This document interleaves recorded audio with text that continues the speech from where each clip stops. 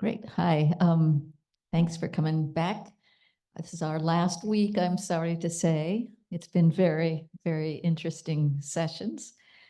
So our speaker today is Chris Curran, who's an associate professor in educational leadership and policy and director of Education Policy Research Center in the College of Education. He also holds a endowed professorship in the College of Education.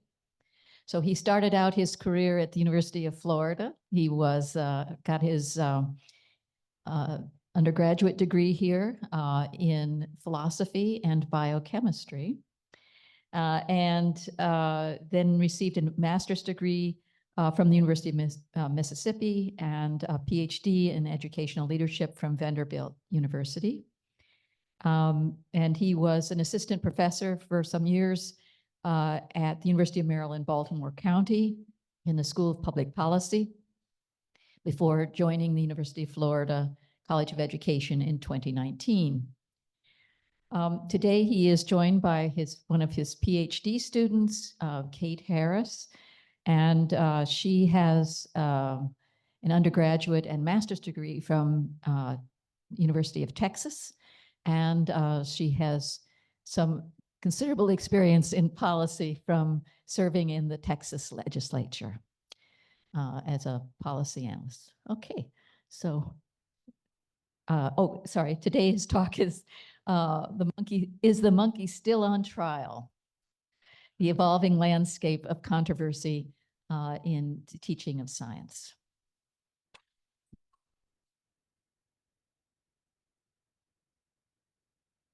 Well, thank you, Dr. Brockman, and thank you all for being here. It's a real pleasure to be back at OCAMIC. I had given a talk in one of these series maybe a year and a half ago, and so I always enjoy the crowd. I like to share with folks that I did do my undergraduate work here, and I actually had an opportunity back then to come over to OCAMIC and take part in an event there they called Dinner with 10 Strangers, where I got to meet with and network with alumni. And so it's a pleasure to be back, a pleasure to be with you all today.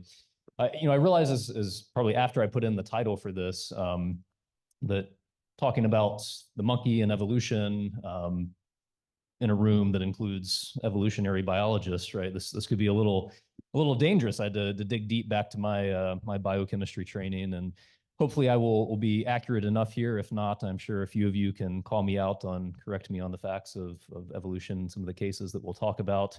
That's also why I've brought important backup in my stellar PhD student, Kate Harris, here as well. And, I was trying to recall, memory's fading, but whether I had Dr. Brockman or maybe some of the rest of you in a class. And so if I slip on something, at least I can spin it back and say, well, talk to my professors. But in any case, glad to be here. The talk is called "Is the Monkey Still on Trial? The Evolving Landscape of Teaching Science." And so we're going to, Kate and I are going to kind of bounce back and forth across some of the different sections here. Kind of big picture with the talk, we're going to do a little bit of historical framing and thinking about the evolution of teaching evolution and how we teach other topics within science, within public schools, and then kind of tie that into conversations around the nature of science and some of the more contemporary discussions that are happening in conversation about schools and education today. This is, I think, an important topic, and we'll make even these connections kind of beyond the hard sciences to the social sciences, and think about a lot of the things that you're probably seeing in the news on a daily basis, right? Conversations about what is allowable to be taught in a K-12 classroom and what's not, and for that matter, even affecting us in higher education as we think about what the curriculum should consist of, what standards we should be teaching to. So that's kind of broad picture. Certainly have some time for conversation and questions at the end, but would also welcome folks, if you've got comments or questions along the way, to feel free to jump in as well. So we're going to jump back to my home state where I grew up in Tennessee, just a few years before I was born, 1925. Anybody alive in 1925? No centurions. My grandmother-in-law was just about to make it to 100 this year, so we're celebrating that. But 1925 in Tennessee, and this is a case that I know has gotten mentioned in a few of the other talks in the series, right? And I'm sure many of you are familiar with through your own work, right, or just your own readings and knowledge of this. But we're going to go to a small place called Dayton, Tennessee, which, despite having grown up outside of Nashville, I actually had to go to Google Maps to figure out where Dayton was. It's not a town that was on my radar, which actually I'll say more in a second, but may connect to a whole failure of the whole plan and why this case happened, because it actually had a lot to do with publicity and trying to bring people to the town of Dayton. But Dayton, Tennessee in 1925 is a small town like many others in Tennessee, population about 1,800 and kind of on the decline, dwindling a little bit. At the time, some of the main, I guess, manufacturing, or maybe it wasn't manufacturing, the main industry had to do with mining and some other industries that had experienced a few setbacks. And so, maybe like a lot of other small towns then, and as it occurs today, right, we're experiencing population decline, some economic hardships, and folks in the town were thinking about what do we do to try to draw money in, to draw tourists in, to draw attention to our town. And like all good PR folks for city government, they thought, well, why not get embroiled in a national trial and court case, right? It's not where my mind would have gone if I was thinking about how to, promote my city, but that's what happens there. So at the time, there had been recent legislation in Tennessee that was passed called the Butler Act, which mirrored legislation in a number of other states that banned the teaching of evolution in public K-12 schools.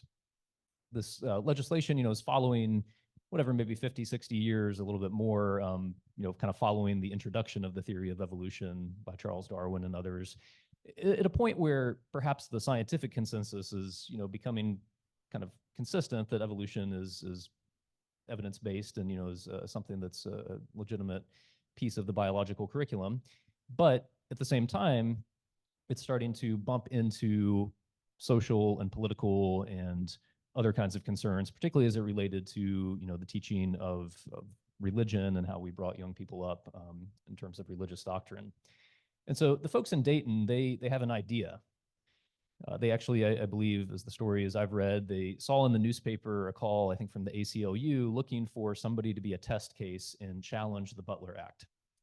And a bunch of folks are sitting around at, I think it's Robinson's drugstore, pictured here, which was like the center of the town. It's where the action happened, right? It's where people went to get food, hang out, and talk.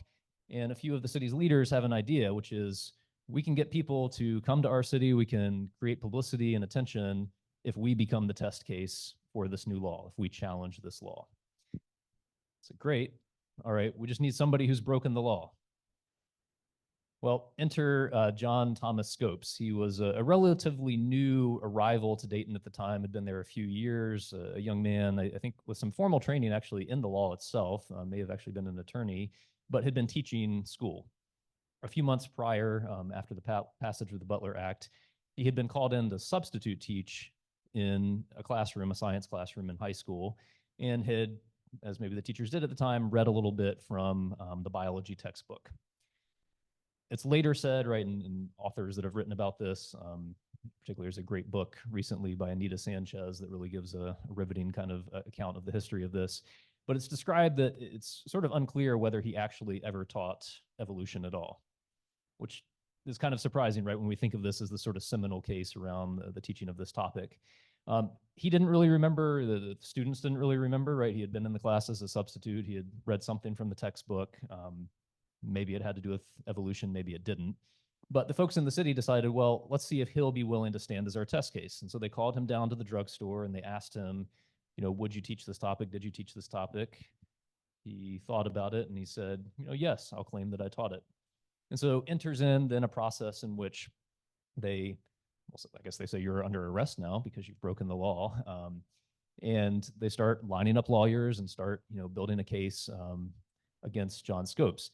And so kind of interestingly, right, he is both being prosecuted for this, but of course, a lot of the folks that are prosecuting him or, part of the city at least, right, is sort of in on it in a sense, right, and that this is an idea to bring attention to the town. And so there's lots of good accounts of, even kind of what's happening on the background, the witnesses against him actually being coached by him and others to be able to say that he did these things, even though nobody's actually entirely sure that he really did.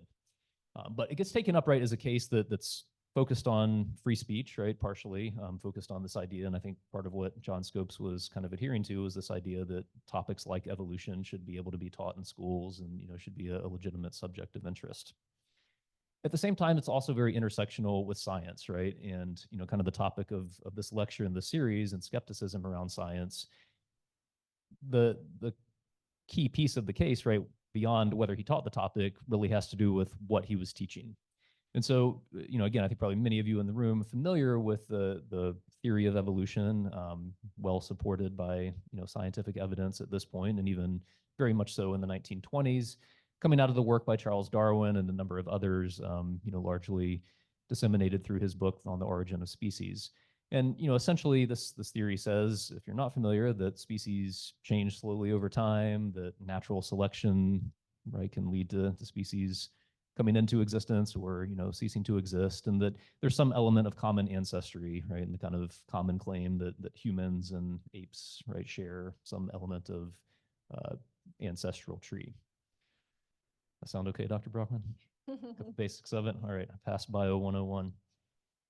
Well, this is perhaps maybe at the point, and certainly now, perhaps not so contentious for scientists and even kind of the broader community, yet, especially some of these last parts, when it began to think about and intersect with humans and how humans came to be, this stands in sharp contrast to a lot of religious doctrine of the day and even of today, right? So it's kind of fundamentalist Christians that would believe in creation of the earth in 6 days, or humans being created as a unique and kind of special species, take fault with this, right, and find this problematic to teach to our youth, and what is that going to do to undermine religious upbringing and morals.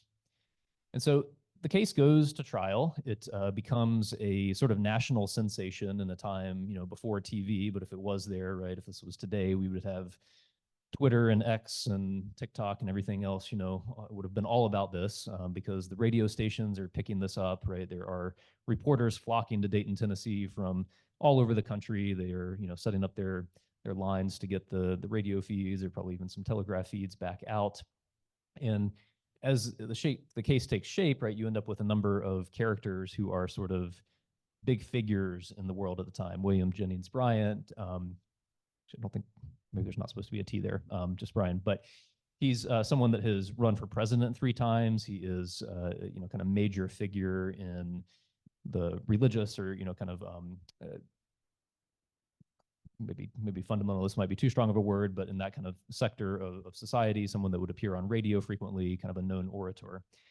Clarence Darrow is an attorney out of Chicago, also kind of widely known national figure. And so these big attorneys enter the case and are taking it up partially because of the discussion over evolution, but in many ways because of discussions about the intersections of the teaching of the hard science of evolution with the social issues, right? How this intersected with what it means for how we teach and how we think about religion, what it means for free speech, and kind of broadly what it means for community and social values.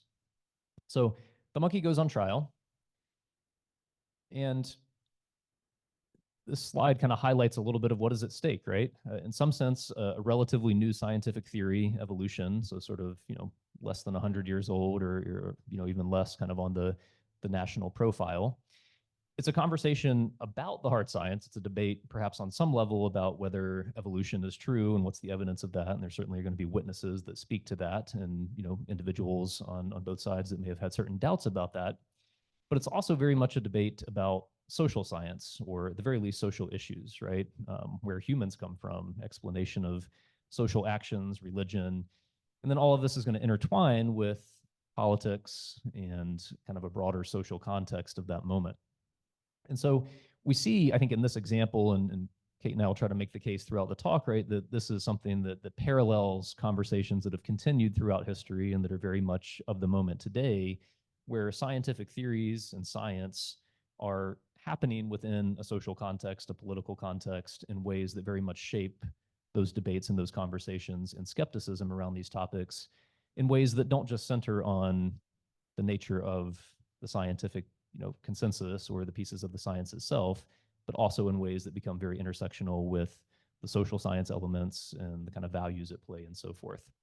So arguably, this pivotal court case, the Scopes trial, it's not as much just about skepticism over the science of evolution, but also contentions over the implications of that in the realm of policy and the realm of social science. And so I'm going to pass it to Kate to talk a little bit about kind of the nature of science and how this intersects. And then we'll come back to some specific examples that kind of bring this a little bit more into today in the moment and how we teach that in schools.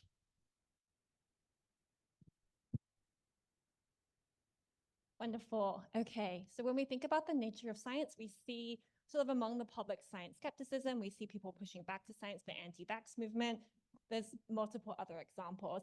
I think myself, Chris, and maybe some other leading scholars have pushed that maybe some of the skepticism is coming from not understanding that science is an evolving process. Hold on, I'm so sorry. So science is an evolving process, but science cannot be thought of as stable. It's constantly changing as new scientific research comes out, new theories, new foundations. So a takeaway of this uncertainty that you can't necessarily think of it as fact and continuing to stay fact throughout years and decades.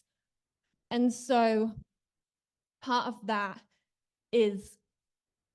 uncertainty is coming because of these changes in theories and views.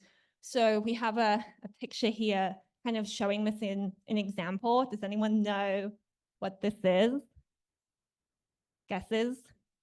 Pluto, yes, perfect. I thought it was the moon, so. My husband also thought it was the moon. So if we think about Pluto, before 2006, Pluto was considered a planet. When I was in school, I learned a way to remember the order of the planets, and it was my very educated mother just served us 9 pizzas, and that's how you remembered it. So now it would be just served us noodles, maybe. But so when we think about Pluto, it sort of just provides an example of this science in an evolving way. So Pluto is no longer considered a planet. It's considered a dwarf planet by some. Some just don't even think it should get the recognition of even being a dwarf planet. And this came because in 2006, the International Astronomical Union changed the guidelines that you have to meet to become a planet. There's 3 of them. Again, I am an education policy scholar, not an astronomer, so I was slightly lost on it. But my understanding is that Pluto does not have its own gravitation, or it does not have a strong enough gravitational orbit to pull things. And therefore, when it orbits with those rocks. And that's why. Again, any astronomers in the crowd, I'd love for you to speak more on it so I don't have to. But here we have a great concrete example, right? Of maybe to a lot of us, it seems like sort of arbitrary and maybe not super significant, but you can see how within other examples that this idea of science is evolving maybe can contribute to the public distrust within science if they grow up believing Pluto to be a planet and then the scientists have changed their minds. And how does that then relate to conversations around vaccines and other sort of skepticism within science that then have much larger consequences for public health? So here, example number 2. So the beginning of the pandemic, I know there was a lot of uncertainty about the nature of the virus, how the virus was spread, exactly how deadly or the consequences of getting COVID-19, and sort of what were the best measures or best practices to halting the transmission. And so some of the early theories were whether it shifted more based on surfaces touched or airborne transmission. I'm not sure if anyone remembers, but I remember coming home and like spraying Lysol all over my groceries, like not my fruit and veg, but my packets of bread. And that sort of then maybe seemed, maybe not, maybe we didn't need to do that. And sort of it was probably more likely, or it was airborne transmission. And so that led to changes in public health recommendations and policies, right? So instead of having mandates around wearing gloves, we had mandates around face masks. So here we can think about sort of this distinction between hard sciences and soft sciences, or hard sciences and social sciences, as us social scientists prefer to refer to them as. And so based on sort of, as alluded to in the title, I think we're sort of saying here that there's hard sciences, biology, chemistry, physics, and there's harder sciences. And those are the social sciences. You might not be surprised two social scientists are making that claim. So I'm gonna tell you why we think this. I think a big part of it is the methodology. It is much harder to do these randomized control trials, these pretty clinical trials in the social sciences. There's many confounding factors. There's omitted variable bias. It's often unethical. I think I remember seeing a joke a long time ago about sort of, wouldn't it just be great to shut a child in a room and just see what happens? And from a developmental psychologist, which is my background, yes, absolutely.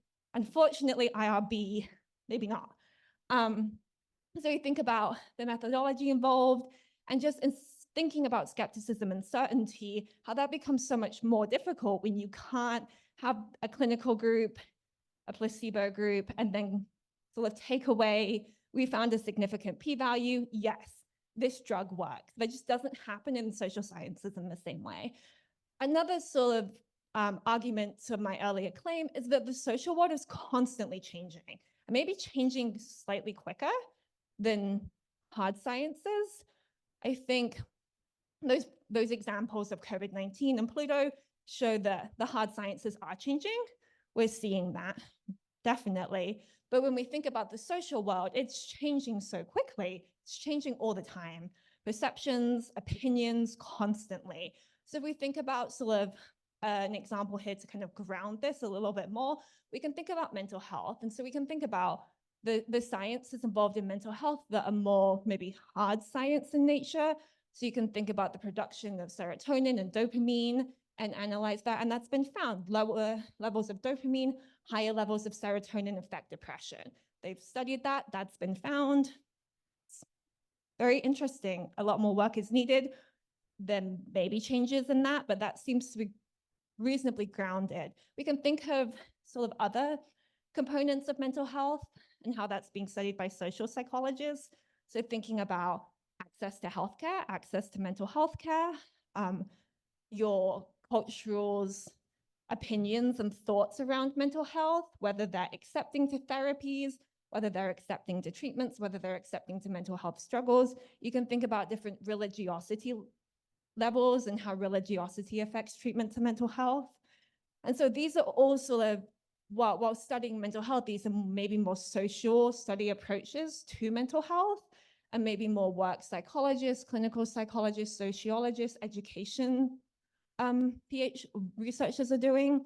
And that you sort of see why maybe the social world changing is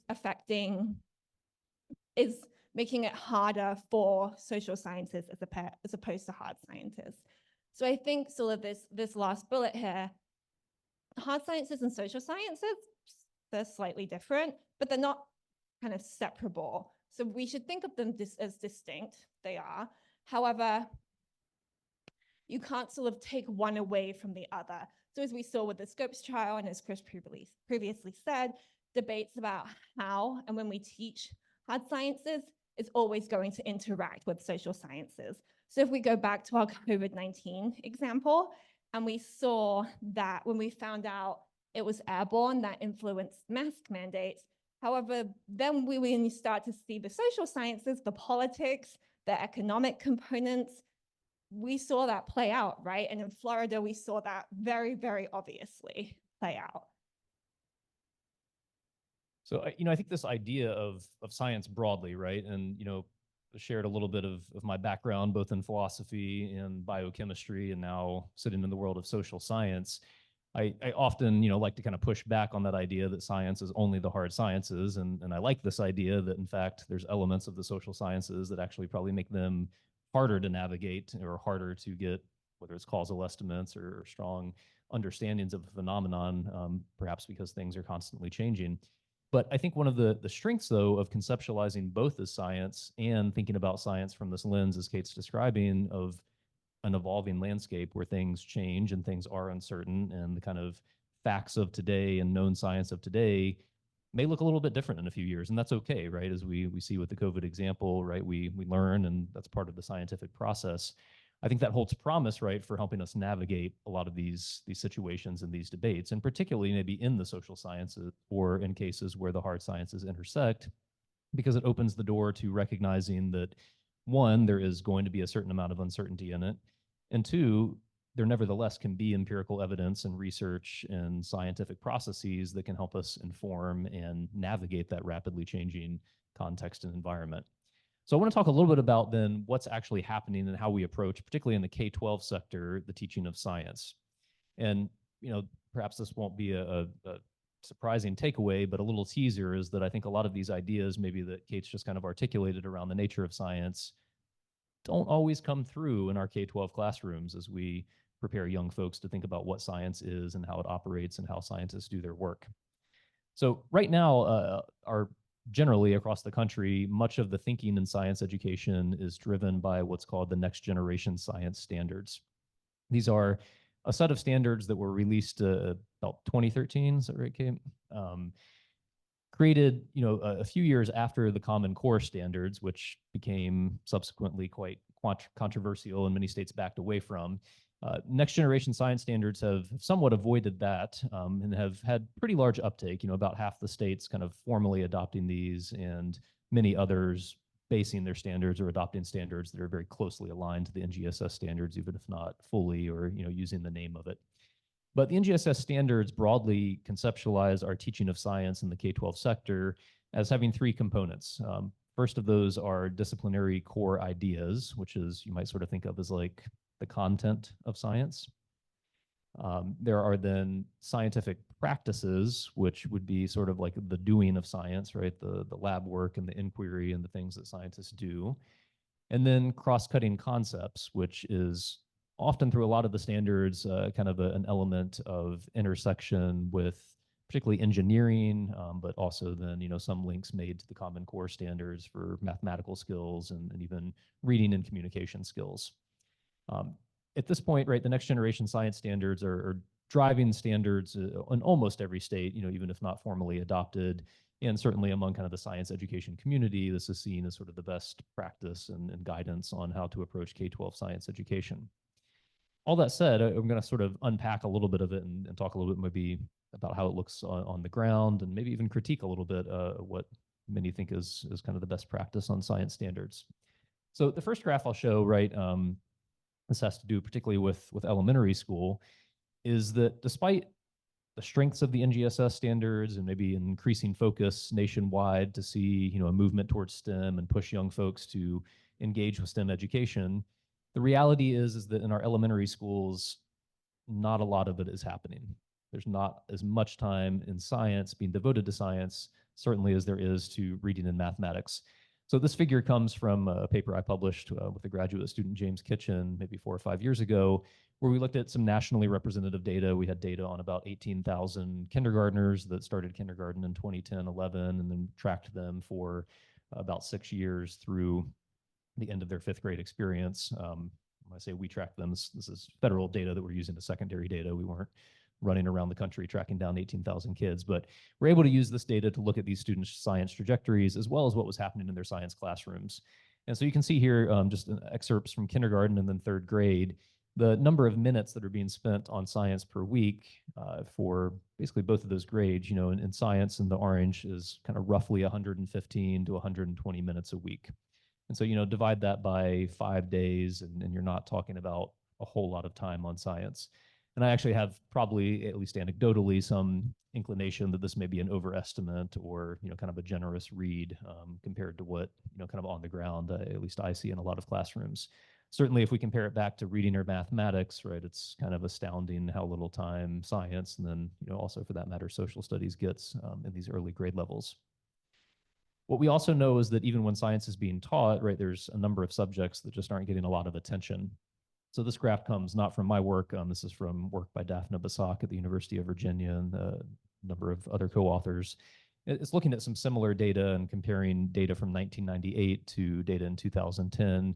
This graph is just focusing on the kindergarten school year, but looking at a series of different science concepts and whether they're taught. So ecology, dinosaurs, sound, light, solar systems, and human body.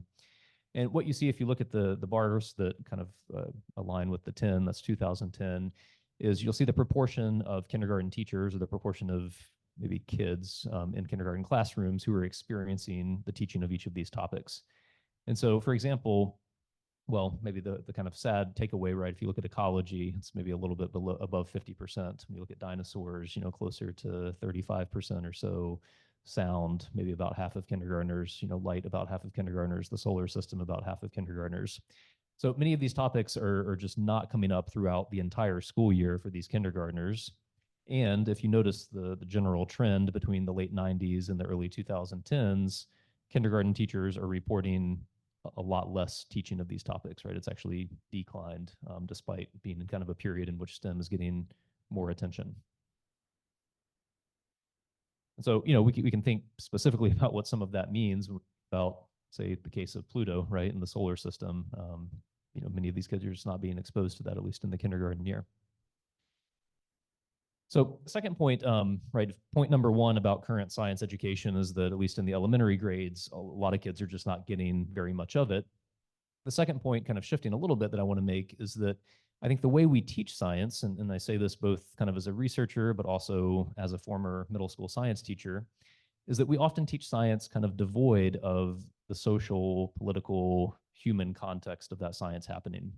I vividly remember one of the first lessons that I taught in Mississippi as a graduate student working on my teaching certification. We were teaching in the summer school, and I was teaching a lesson on plate tectonics, right? So the kind of theories of continental drift and the idea that continents divide and, at one point we're together in this large thing called Pangea.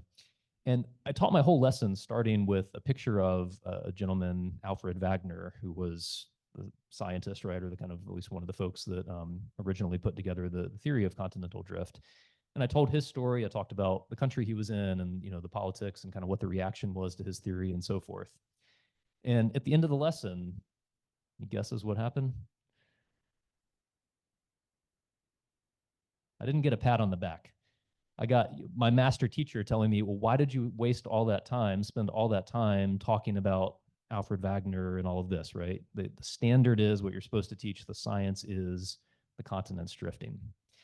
And I dutifully said, okay, right, and adjusted my next lesson. But on further reflection, I'm like, we're missing an opportunity. I think as humans, we learn best often through stories and characters and context.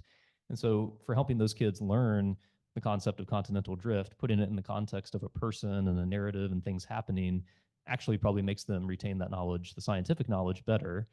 But it also helps them see that science doesn't happen in a void, right? That just as theories and things like Pluto and vaccines and so forth today play out in a social context, so too did they, centuries ago.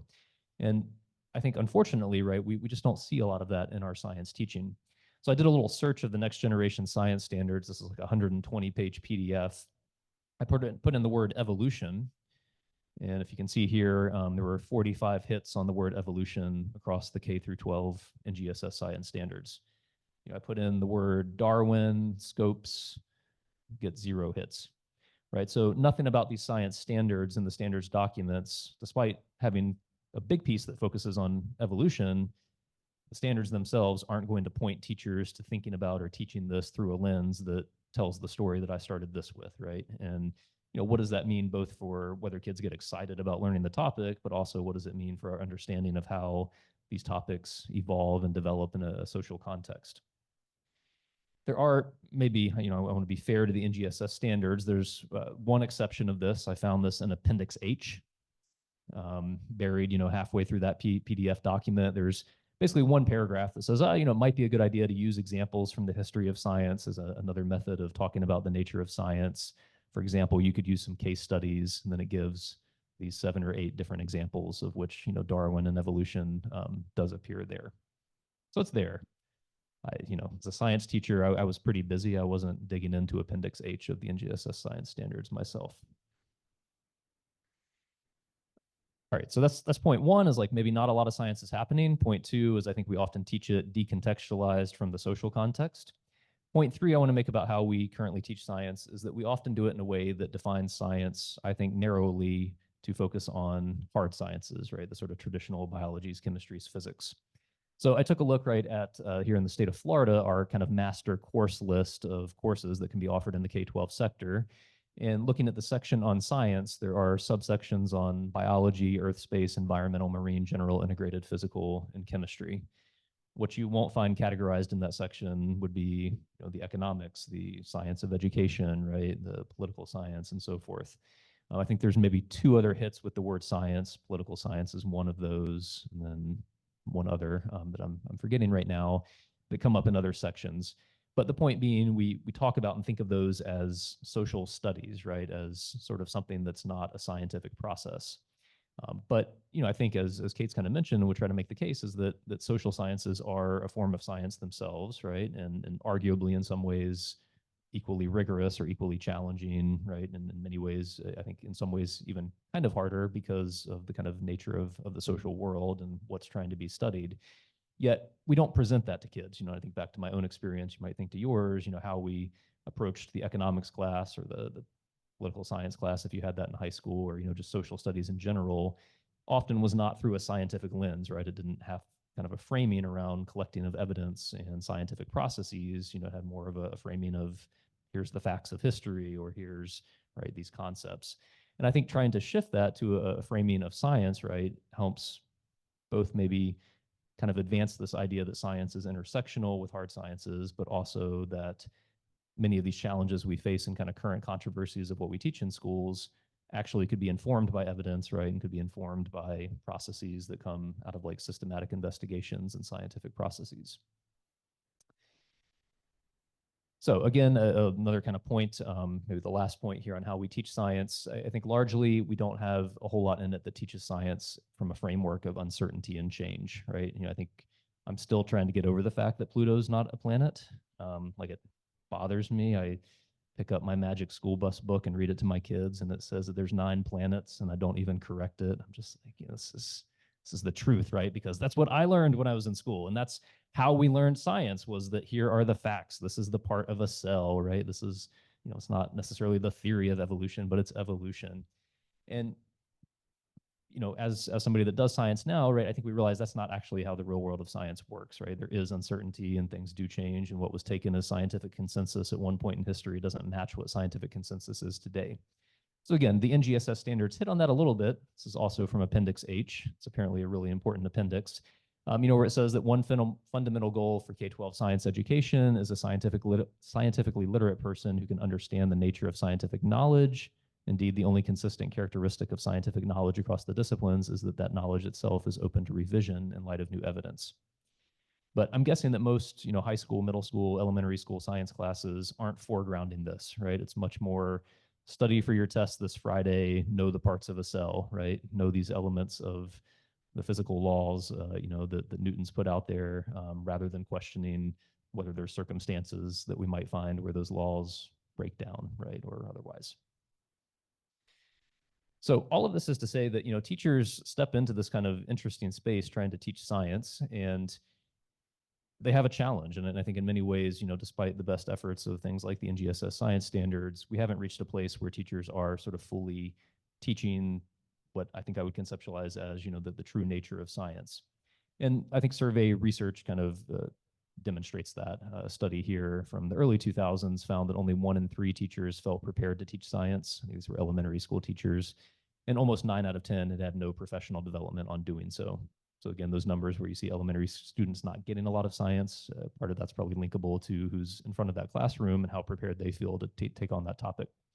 Similarly, a study of preschool teachers found that the teachers were very nervous that they were going to teach science inaccurately, and this was actually keeping them from engaging in science at all, right? Rather than perhaps embracing the uncertainty and the nature of pieces, perhaps not being necessarily accurate or inaccurate, but being part of an evolving process in which scientific knowledge is gained.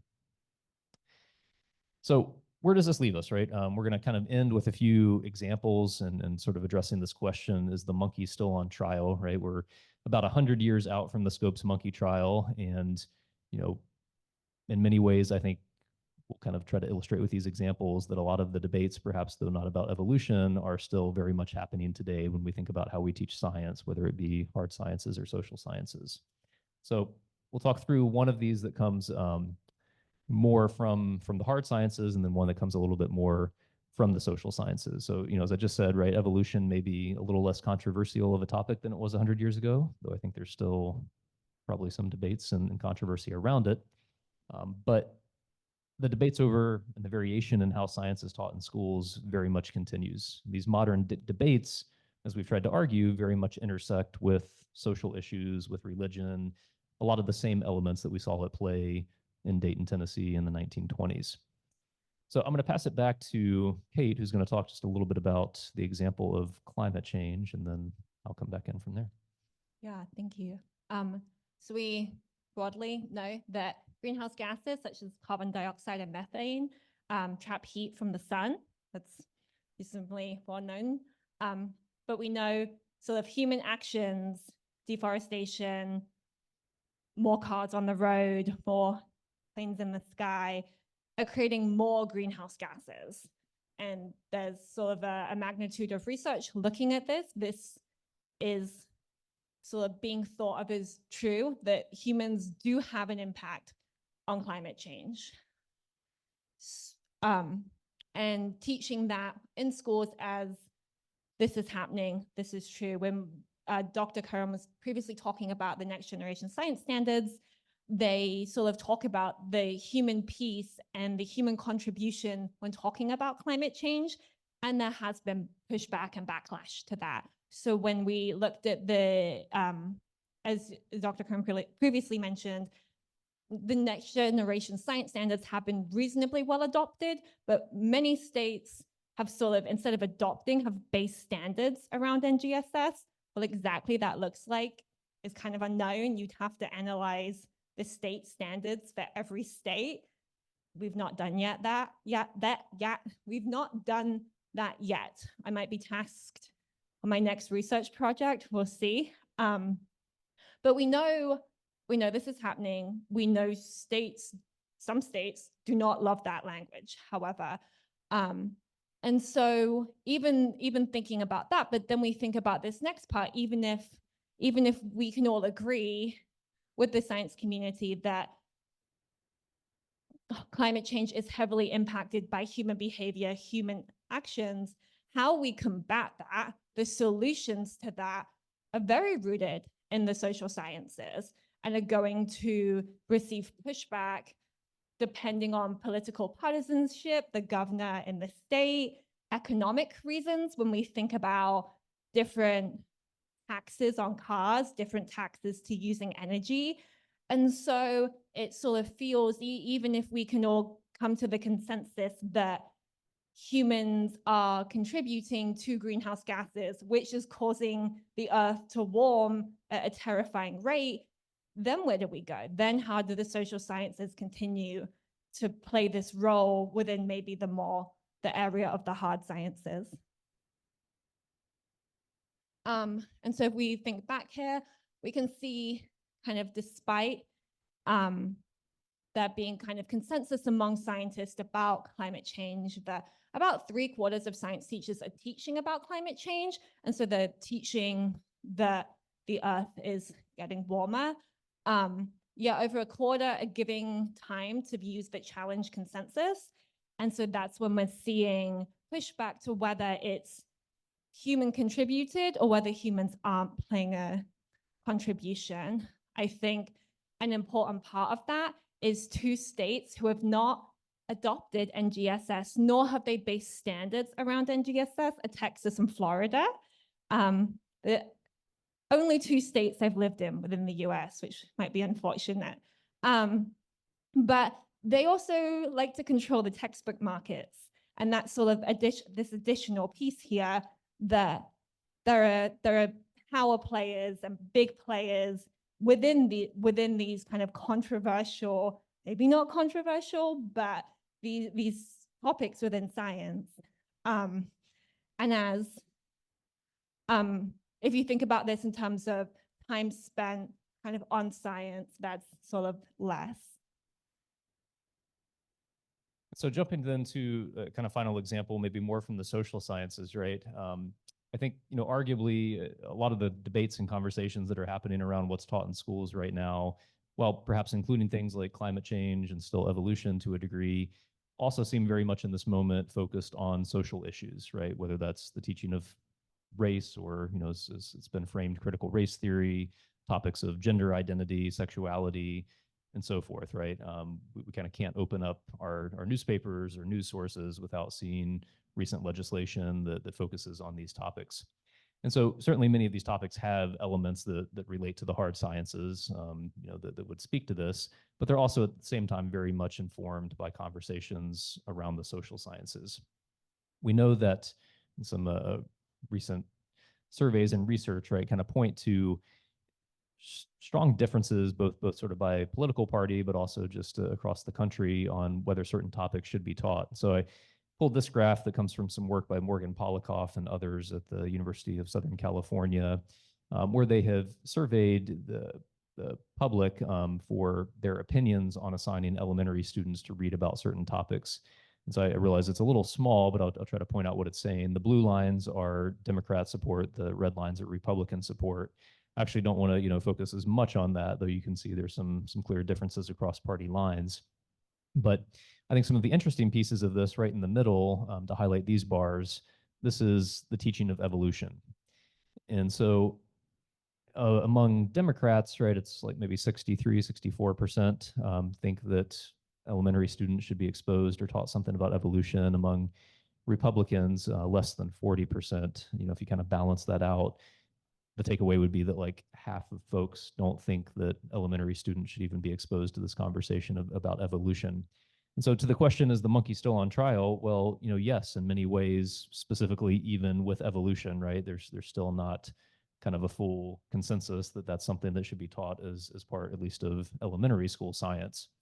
I think what's fascinating though about the graph is perhaps that's the one, more hard science kind of example on here. You notice a lot of these others are kind of ranging from everything in the social studies sort of world, from at the far left, America's founding fathers and the US Constitution, down to issues of slavery, experiences of women, and so forth. And so interestingly, as much debate as there's been about talking about race and racial inequality, you notice that it sits almost right beside evolution in public opinion, on what we should be teaching. And so the points, I think one point to take away is that like we haven't, even though we're 100 years out from the Scopes trial, there are still hard science concepts that are still quite divisive and that are contentious, and how they get taught or at what grade level they're taught and how we present those to kids. But also a lot of that sits right beside social issues and social science concepts that are very much being contended, and maybe at least in this moment getting much more of the kind of media and press coverage, talking about these topics. And so I don't necessarily, not suggesting that they're the same, but I think there are certain parallels, right? If we have conversations about how school systems, whether it's K-12 or higher ed, talk about topics like critical race theory, I think there's parallels to that, to how things unfolded in the Scopes trial 100 years ago, right? There's a theory that perhaps has evidence for it, perhaps has evidence against it, certainly intersects with a lot of feelings that people have and kind of social commitments and values and so forth in ways that make it contentious. And it's in many ways, as you saw, kind of the political divides there, it's dividing the country in a lot of ways, right? We're not being able to come together and talk about it. And so I think if we were to then think though about these issues from more of a scientific lens, and couple that with thinking about science from a perspective that embraces a certain level of uncertainty and change and process, it opens the door to more productive conversations, right? We could take something like critical race theory and start asking questions as scientists do. What is the evidence behind that, right? What would good evidence look for? What would evidence look like that would push back against that theory, right? Or perhaps, sort of disprove that theory. And then it might help us tackle some of these issues that are contentious in the schools in a way that could be more productive than simply sort of pulling out into, political sides and debating it, from feeling as much as kind of a standardized process. So at the moment, right, we kind of make this argument that there's a need for more of a focus on social sciences and social science processes and how we conceptualize and think about science in the K-12 sector, because it opens the door to these conversations. It helps us see how the hard sciences are intricately linked to the social world. And then it also helps us see how the tools of science, the systematic investigation and evidence, can be brought to bear to help us inform conversations or scientific topics that come out of the social world. So where do we go? Well, I think I may have just kind of given away the punchline, but we think there's real opportunities for advancing how we teach science in ways that integrate more of the social, political, economic contexts, right? Whether it's thinking about climate change and connecting that to the policies and responses to it, or the costs and benefits of various proposed solutions, whether it's teaching something like evolution in a way that embraces a story like that of John Scopes, right? It makes it interesting to learn that science, but also helps young learners, see that these kinds of things happen in the social world. And right, really trying to then embrace and push the idea that science is a process. It has uncertainty, it changes, right? Things that are kind of taken as scientific knowns and facts in one moment, right, could be open to additional evidence that changes how we view that. And we argue that doing that potentially is the best way to position students and society as a whole to engage with many of the controversial topics, both in hard sciences and social sciences, that we grapple with today. So with that, we will end and welcome conversation and questions. Thank you.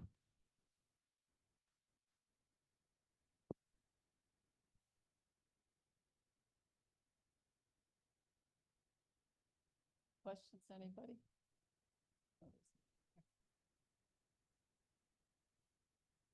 I wonder if either or both of you might comment on one word. And for evolution, I know you speak of evolution, and as a scientist, I accept it as a very firmly established concept that is real. And the word is theory, and how you use it in the hard sciences and the social sciences. Well, it's a theory of evolution. Would you address the use of the word theory there? Yeah, great question. Sorry, I was looking for you on the Zoom screen, and then here you are here. It's the hybrid world. Yeah, so I mean, I think of theories as explanations that help us understand processes or phenomenon or concepts, right? And they are open to being built up with additional evidence to the point of, maybe like a theory of evolution, that we're not using theory in sort of a loose sense of, well, maybe, right? But it's like, no, that's pretty clearly shown right through evidence. I think similar examples exist right in the social sciences as well. And then probably across both, there's theories that are more emergent where the evidence has yet to build to that place of consensus. Does that answer it, or you want to follow? Saying, can we get past it being just a theory? Yeah, yes, I think so. I mean, I don't know if, philosophers of science, like what their answer to that would be, but right. I think if I was, if I was teaching middle school science and I was going to teach evolution, I don't know that I would be forefronting the word theory, right? Or I wouldn't be trying to build in what maybe the connotation for an average middle schooler might be, that like, well, that means there's no consensus, or it's right. I'd be teaching as like, this is what the best science of this moment and the evidence concretely kind of supports. There is Keith is on Zoom, and he has a question. Keith, you want to unmute? Yes, you are unmuted. The question dealt with your slide on the comparing different people's opinions on whether a certain topic should be taught in elementary school. And I was surprised to find that the very highest one, teaching elementary students about like the Constitution and main figures, Washington and Jefferson, et cetera, even that only got to 80%. Is this because there is somebody who thinks you should just be teaching reading and writing and math, and I don't want to have them teaching anything else? I'd be curious how that compares with the similar study on middle school and high school students, if that kind of thing would change dramatically. Yeah, great question. I would expect much higher numbers, whether it's evolution or any of those topics in higher grade levels, right? So some of that response may not just be, oh, we don't think evolution should be taught or this topic shouldn't be taught. It's like, well, that's something that's appropriate at middle and high school levels, and elementary should be focused on reading foundations and those kinds of things. To the kind of stats that show that like just not a lot of science and social studies is happening in the elementary school level. There certainly are many kind of educators or individuals that I think adhere to some degree to that, right? Which is like early grades of elementary school are all about building that foundation in reading and phonics and setting that up. I try to argue that those things don't have to be mutually exclusive. I do like on some of the surveys I've used, you can add up the numbers for the teachers, and it's like, how many minutes did you teach science? How many minutes did you teach math? How many minutes did you teach all these topics? And there's always a handful of teachers for which like the number of hours would add up to like 80 hours. It's like, well, I don't know a school that's got elementary kids in class for 80 hours, but actually that might be a really good signal of good teaching, which is we're learning to read and we're talking about math and we're doing it in the context of a conversation about a scientific concept or a social science concept, social studies concept. Yeah, to sort of the first point of like, who are the 10% that think the Constitution or the founding fathers shouldn't be taught? I don't know. I think as these topics become more contentious, that some of those topics probably become signals or buzzwords for like one set of kind of beliefs or values or priorities versus the other, right? So, I don't know if that's a group of folks that like see that and feel like that's a signal that not so much that maybe they argue with teaching those topics, but that means we're not talking about other things, and therefore, I'm on the other side of that debate or conversation. I think the other part of the limited time on science in elementary school also has to do with the standardized testing. And so if we think about No Child Left Behind and the accountability pushes that education has seen, in elementary school, you've predominantly seen students have to take mathematics and reading standardized tests in a way you just haven't seen with science and social studies. So yes, elementary school students are not getting enough access to science and social studies. However, teachers are sort of doing what they can with what they have, and their students are being tested in math and reading from 3rd, 4th, 5th grade. Elementary or kindergarten through 2nd grade, teachers are preparing their students for that 3rd grade test they have to take. And so that's also kind of a large reason why we've seen that. And there's a lot of sort of research on those unintended consequences around what the accountability push No Child Left Behind did to science and social studies. Yeah, so there's a social science theory that maybe has moved, that humans respond to incentives. And when we put all of the sticks and carrots around two subject areas, it results in schools that focus on those two subject areas kind of at the cost of other areas. I remember halfway through the year, each year as a middle school science teacher, the principal telling us, all right, science teachers, you are now math teachers, and social studies teachers, you are now English teachers, because the state test is coming up, in a few months, and we're all in on that. It's all about the math and reading.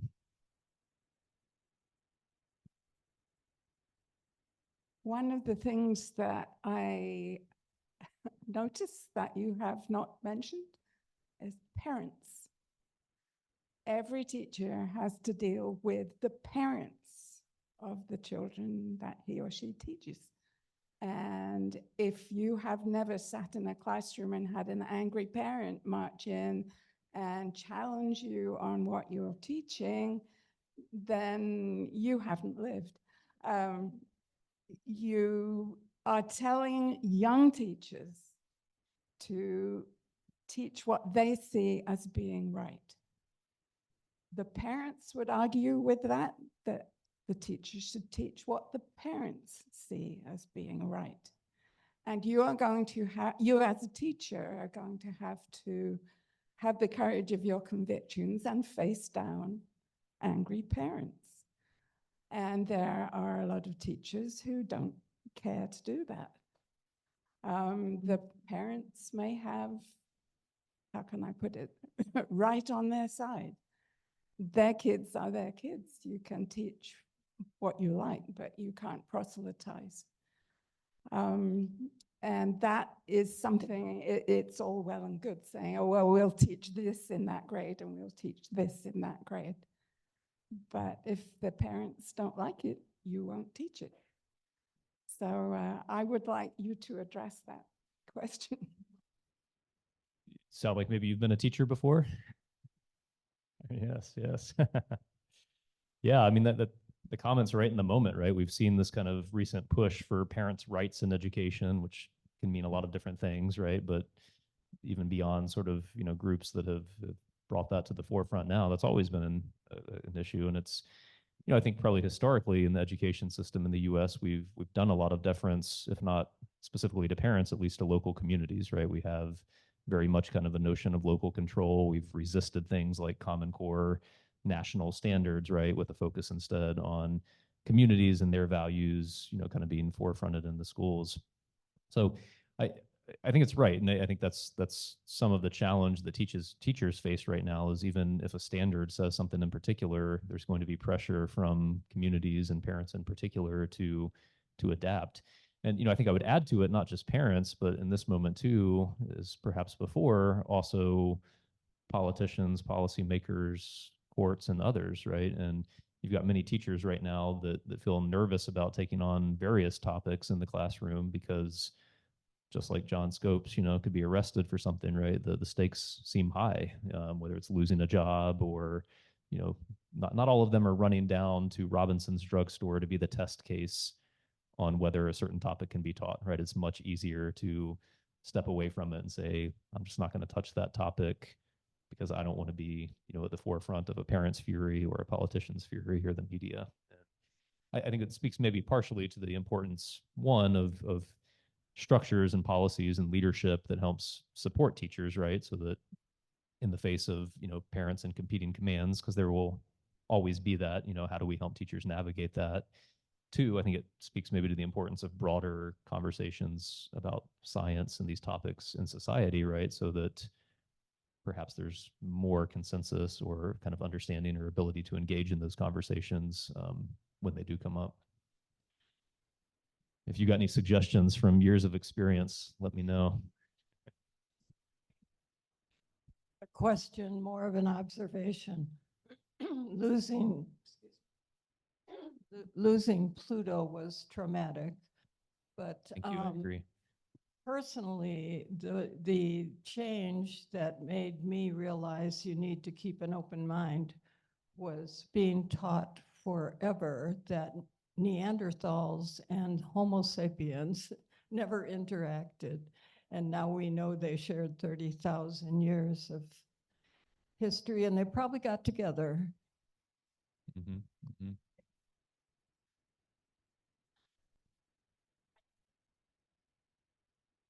Any other questions? Oh, is there a hand over here?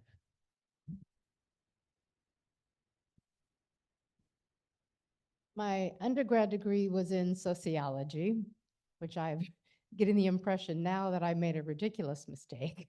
But it served me well in my career, and I still value it quite highly. And it seems to me we need more than ever the study of group interactions and communities and how we can all function together. And your last slide, looking forward, all those bullet points to me said sociology, sociology, sociology.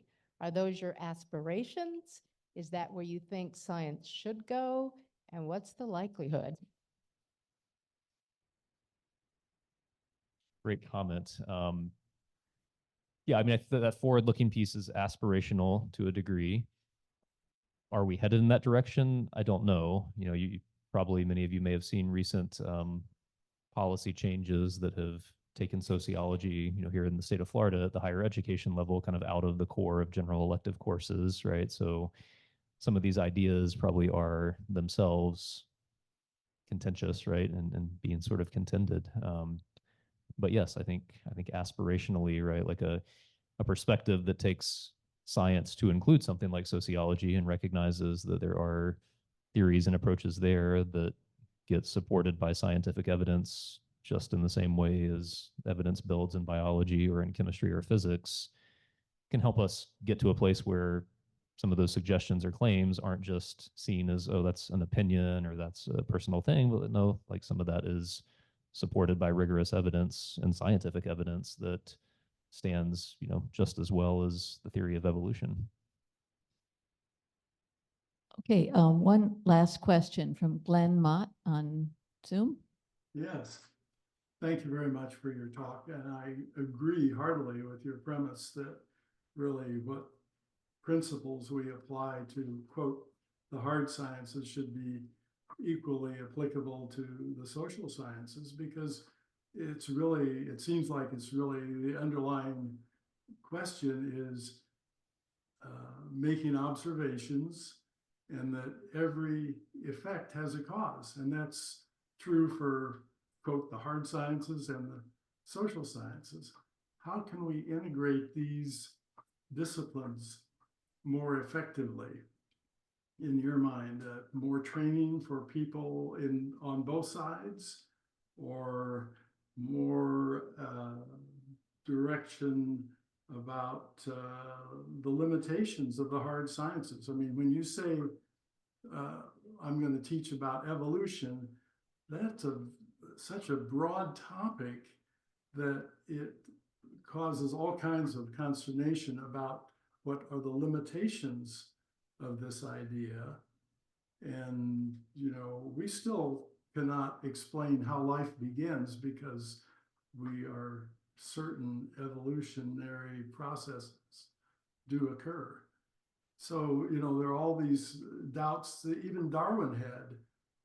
Reading the Origin of Species a few years back made me realize that a lot of this is as uncertain today as it was to Darwin. And you read about all of his doubts about how can this possibly be what I am saying here, rather than applying this uniformly to all scientific questions and saying, now we have an answer, because there are a lot of questions we still don't have an answer to.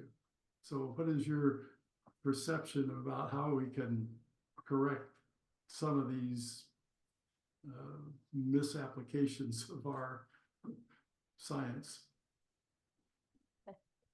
Great question. Do I get away with saying we still don't have the answers, right? I'd welcome Kate to jump in too, but I think part of it's collaboration and breaking down barriers, right? If we're taking on a subject like evolution, it's thinking of research teams or inquiry teams that include biologists, but they also include sociologists. They also include historians, right, who have read on the origin of species and know the cases of John Scopes and can point out those doubts that existed then or the questions that existed then and help us think about what that means for today. I know at UF, I think there's, like other places too, some ambitious thinking about how we kind of break down those departmental silos and be able to tackle a big question, but do so in a way that's not limited to folks in a single department, but really allows collaboration across spaces. I think some of that takes reflection on the enterprise of science. I mean, there's so much of the structure, whether it's applying for an NSF grant or something else, where you have to fit in the box. If I'm going after the money for the sociology grant from NSF, they're looking at my profile and saying, but wait, you're not a sociologist, and we have to get beyond that to say, well, that's okay, right? But maybe I'm collaborating with a sociologist. Maybe I'm still asking an important question in that space, so that we can, advance those things. And I think a lot of that starts early, right? Kind of to the point of some of this talk is like, how do we teach this in the K-12 sector to help young kids embody an idea of science that doesn't just mean test tubes and beakers, but can take a broad perspective of science and social science. I think I just add, while acknowledging that science will not fix everything, it cannot fix everything, and not everyone needs to be a scientist, right? Not everyone needs to major in physics. That's okay. There's great other majors that have a lot of value and contribute a lot of value to society. I think we're kind of dancing around this dangerous point of pushing so many students into STEM, where that's happening early on in elementary school, and then we're definitely seeing it in high school and in college majors as well, with STEM performance funding and STEM scholarships in higher ed.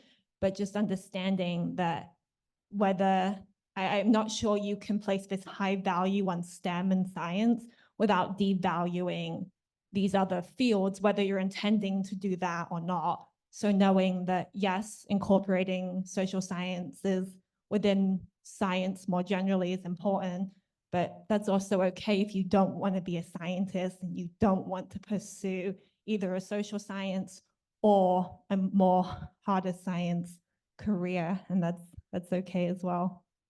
And those other perspectives are deeply valuable still to the scientific enterprise, right? Like look at examples like AI. It's like we need the ethicists, right? We need the artists. We need all of those other domains maybe to help correct and or collaborate with. So Great. Well, thank you so much. Really appreciate your contributions and your interesting talk. But we need, I'm afraid, to leave so that Keith can finish setting up the band. So thank you very much and hope to see you next semester. ILR begins again in mid-March. So be sure to look for our bulletins. We have some more very interesting courses next semester as well. Thanks.